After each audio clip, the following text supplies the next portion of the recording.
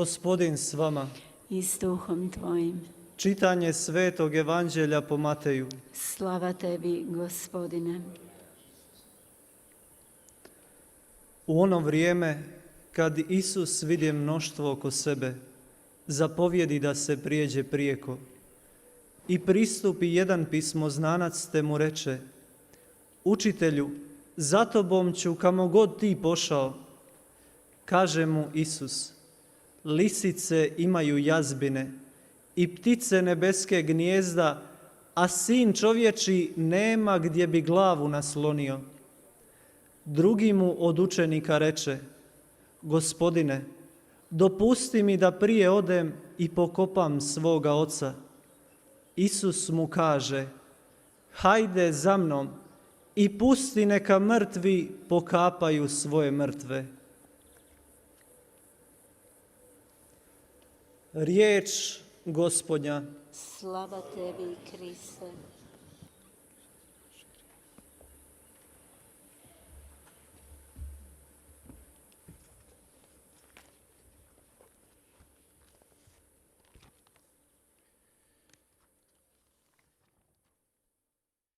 Braće i sestre, Isus danas u Evanđelju daje upute onima koji ga žele slijediti izbližeg. svojim učenicima daje upute. 형제자매 여러분, 오늘 예수님께서는 당신을 따르고자 하는 사람들을 가르치십니다. 제자가 되고자 하는 사람들에게 조건을 말씀하십니다. 첫 번째 조건은 이 어려운 길을 함께 나누어야 한다는 것입니다. 그분의 삶의 스타일은 어렵다는 것을 제시하십니다. 설교하는 사람은 늘 그 여정을 걸어가기 때문에 아무것도 소유하지 말라는 것이고, 두 번째 조건은 하느님의 나라를 전하는 활동을 우선시하라고 했습니다. 모든 세상의 염려, 개인의 염려, 여러 개인의 일과 다양한 것들이 있지만 가장 우선이 되는 것은 온전히 하느님께 봉헌하고 그분을 우선에 두라는 말씀입니다. 그들은 예수님과 함께 머물 때 좋았습니다. 하지만 예수님께서는 다른 곳으로 건너가자 하셨습니다. 한 곳에 고착해 계시고자 하지 않았습니다. 어떤 성이나 멋진 곳에 안주하고자 않으셨습니다. 그분께서는 당신의 행동, 특이한 행동으로 사람들을 놀래키십니다. 어느 한 장소에 묶이지 않으십니다. 그래서 다른 사람들도 그분과 함께 하고자 하기 위해서는 그분을 따라야 합니다. 그분을 찾아야 합니다. 인간의 논리에 의하면 그분께서는 아주 특별한 분이십니다. 아웃사이더라 할 수 있습니다. 가장 먼저 편안한 장소, 거기에 남아 계시지 않았습니다. 그곳에 있으면 편안한데 말입니다. 우리 모두는 편안한 곳을 좋아합니다. 그러나 예수님께서는 그런 편안한 장소, 안락한 장소로부터 멀리 떠나십니다. 복음은 우리에게, 즉 율법학자에게 제시하는 게 있습니다. 이 율법학자는 굉장히 기쁘게, 정말 긍정적으로 당신이 어디 가든지 제가 따라갈게요 라고 정말 기뻐합니다. 열렬한 모습을 보입니다. 당신이 어디를 가시든지 라고 조건을 겁니다. 이렇게 율법학자는 이 말을 통해서 자기가 예수님의 가르침을 통해서 얼마나 기뻐하고 있는지 온전히 삶을 내놓겠다 입니다. 율법학자는 율법을 알고 있는 학자입니다. 그런데 영원 깊이 그분의 말씀이 깊이 들어왔습니다. 그러나 예수님의 말씀은 매우 다른 것이었습니다. 인간의 논리, 와는 너무나도 다른 말씀을 하시게 됩니다. 하느님의 논리는 인간의 논리와는 전혀 달랐습니다. 예수님의 사명, 그 사명은 이 지상적인 어떤 안전함에 묶이거나 그 안전함을 더 든든하게 해주는 것이 아닙니다. 이 지상의 굳건하게 삶을 세우라는 것이 아닙니다. 이 예수님께서 율법학자에게 하신 말씀은 청중들로 하여금 실망하게 하는 말씀이었습니다. 왜냐하면 이 지상적인 어떤 안전함도 제공하지 않았습니다. 살아있는 사람들, 동물들, 새들도 보금자리가 있지만 사람의 아들은 머리를 기댈 곳조차 없다. 여우들도 굴이 있다. 하지만 사람의 아들은 머리를 기댈 곳조차 없다. 대단한 말씀입니다. 여우들도 굴이 있다고 했습니다. 하늘의 새들도 보금자리가 있다. 과연 이 말씀이 가능한 것일까? 예수님은 아주 분명하게 말씀하십니다. 누구든지 지상적인 논리에 의해서 생각해보면 이런 예수님의 말씀, 이 놀라운 예수님의 말씀, 과연 하나님께서 당신의 머리를 귀댈 조차 없다? 이게 가능한 것일까? 이런 예수님의 말씀은 사람들을 실망시킵니다. 아주 절망의 늪으로 빠뜨리는 것 같습니다. 그래서 지나치게 열정만을 갖고는 그분을 따라올 수 없다는 것을 보여줍니다. 시공 어디에서나 마찬가지입니다. 이런 식으로 예수님은 늘 새로운 삶의 스타일을 제공합니다. 우리에게는 새로운 소식을 전해주시기 때문에 대단한 전환점을 지니고 계십니다. 하지만 모두에게 열려 있습니다. 모든 묶임으로부터 자유로운 사람이 되라는 것입니다. 그분을 따르기 위해서는 자유인이 되지 않으면 불가능하다는 것입니다. 어떤 것도 보존하거나 보관하거나 자신들을 위해서 축적하거나 혹은 안락한 장소, 편안한 장소, 아주 힘든 일을 하고 난 뒤에 푹신한 침대에 빠질 수 있는 장소가 아닙니다. 제자들에게는 깨끗한 영혼, 자유로운 섬김을 요구하셨습니다. 누구든지 묶인 사람, 안주하는 사람은 그분의 제자가 될 수 없다는 것입니다. 사람으로 하여금 완전하게 그분께 속해 있으라는 것입니다. 양다리를 거치지 말라는 것입니다. 누구든지 그분의 영역에 들어가고자 하는 사람, 그분께 소속되고자 하는 사람은 참 평화와 지복직관을 얻게 됩니다. 하지만 양다리를 걸치지 말라는 것입니다. 복음은 그 사람을 위한 양분이 됩니다. 누구든지 마찬가지입니다. 그분의 세상에 들어오기 위해서는 자기 자신을 철저히 끊어야 합니다. 그리고 그분의 길을 환영해야 합니다. 그분의 삶의 스타일을 따라가고 그분의 사고방식과 그분이 사는 방식을 따라야 합니다. 이것은 대단히 큰 요구입니다. 많은 사람에게도 마찬가지입니다. 참 삶을 살고자 하는 사람을 위한 조건입니다. 이 가치를 알아보는 사람들, 그리고 그 가치를 실천한다라는 뜻은 예수님의 세상으로 들어가기입니다. 그분이 걸어가는 그 길로 들어간다는 뜻입니다. 인간의 눈으로 볼 때 그분은 아웃사이더라 말씀드렸습니다. 희생이라고 하는 것, 그것은 대중적이지 않습니다. 인기도 없습니다. 지금도 어떤 누구도 희생하고자 하지 않습니다. 이 세상에서 그리스도인들을 위한 오아시스는 존재하지 않습니다. 늘 출발하고 움직여야 합니다. 그분께서는 늘 부르시지만 거기에 부르심에 응답하는 사람은 극소수라고 했습니다. 우리 그리스도인은 자주 그래서 예수님의 말씀을 이해하지 못합니다. 우리 그리스도인적인 묵상, 사고, 특별히 이런 그리스도인적인 사고는 예수님께서 우리들에게 주시는 삶의 스타일이나 그 사고방식을 깊이 있게 우리가 소화시키지 못하는 경우가 많습니다. 이해하지 못합니다. 환영하지 못합니다. 외적인 영역에서 볼 때 우리가 물론 잘 알고 있습니다. 하지만 우리가 삶 속에서 깊이 있게 이런 예수님의 삶의 스타일을 받아들이기가 어렵습니다. 거리가 멀게 느껴집니다.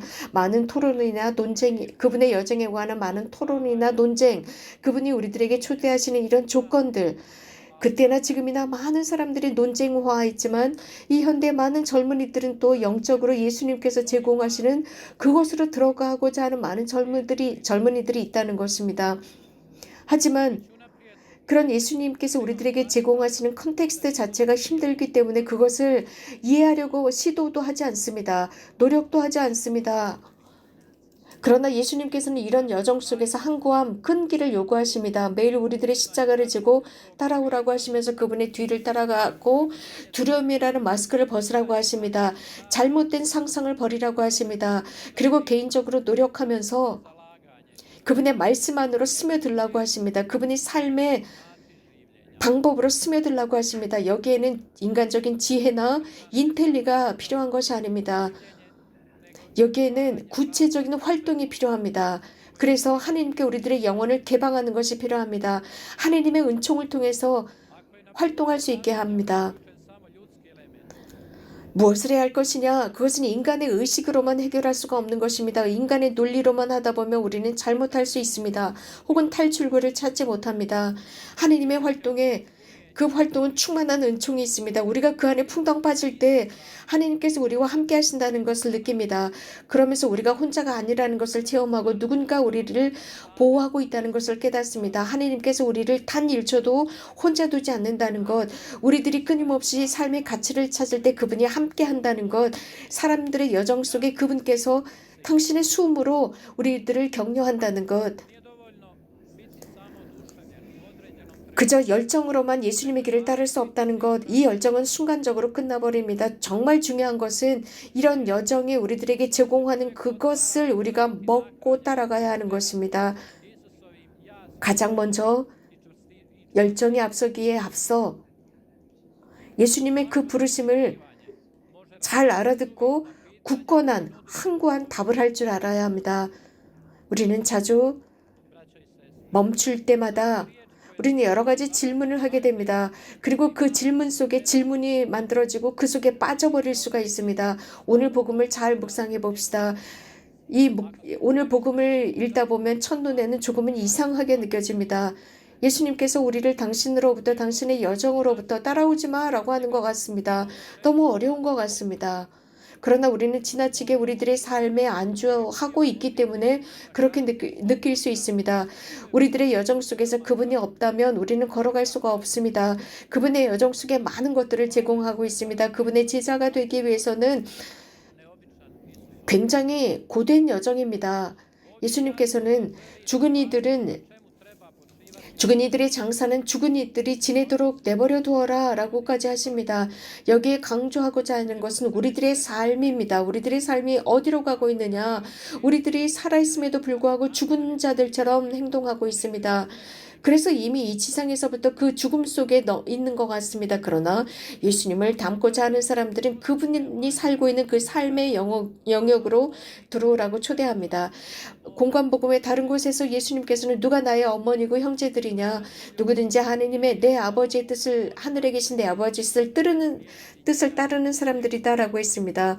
복음 말씀은 그분을 곁에서 따르고자 하는 사람들만을 위한 것이 아닙니다. 곁에서 따르고자 하는 것이 아닙니다. 그런 사람들만을 위한 것이 아니라 우리들 각자를 위한 성소입니다. 날마다 그분의 현존, 예수님의 현존을 우리들의 매 활동 속에서 느끼라고 초대하고 계십니다. 각각의 모든 행위 속에서 느끼라고 하십니다. 우리가 살고 있는 이 시대는 예수님의 제자가 되는 것만큼 특이한 것은 없습니다. 제자, 사도라는 것은 인간의 이익과는 그 인간의 이익이라는 기류와 반대해서 살아야 합니다. 예수님을 따르는 것, 이것은 대중적이지 않고 인기도 없습니다. 우리들의 삶의 일상 속에서 너무나도 이상한 활동처럼 보여집니다. 그러나 우리 그리스도교 신자들은 예수님을 따르지 않을 때, 그분의 도움이 없을 때, 현존이 없을 때 우리는 기쁘지도 행복하지도 않습니다. 우리가 그분께 어떤 식으로 응답하느냐에 따라서 우리들의 활동에 가치가 매겨집니다. 또 우리 어떻게 응답하느냐에 따라서 우리는 불평을 하는지 행복한지 알 수 있습니다. 이 세상의 모든 세태가 우리를 행복하게 만들지 못하고 삶에 완전한 가치를 주지 못합니다. 그렇기 때문에 우리들은 많은 불만 속에 빠져 살아갑니다. 이것은 또한 오늘 복음도 우리들에게 증명해주고 있습니다. 예수님께서는 우리들에게 선을 위한 완전한 결심을 하라고 말씀하십니다. 분명한 예를 보여주셨습니다. 우리를 격려하시면 묵상하도록 격려하십니다. 이 시기 묵상하도록 격려하십니다. 결심의 시기라고 말씀하십니다. 예수님의 길을 따를 것이냐 결심하라고 하십니다. 저희 헤르체고비나 지역에 10명의 저희 헤르체고비나의 부제들이 사제로 수품을 받습니다. 10명의 청년들입니다. 우리들은 많은 경우에 신앙의 위기다, 성수의 위기다, 이상형이 부족하다라고 하지만 주님께서는 이런 젊은이들의 문을 두드리셨고 그들이 내일 수품을 받습니다.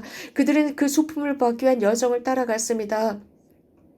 예수님을 따라가는 사람들은 바로 우리들의 가정 안에서 탄생한다는 것을 기억해야 합니다.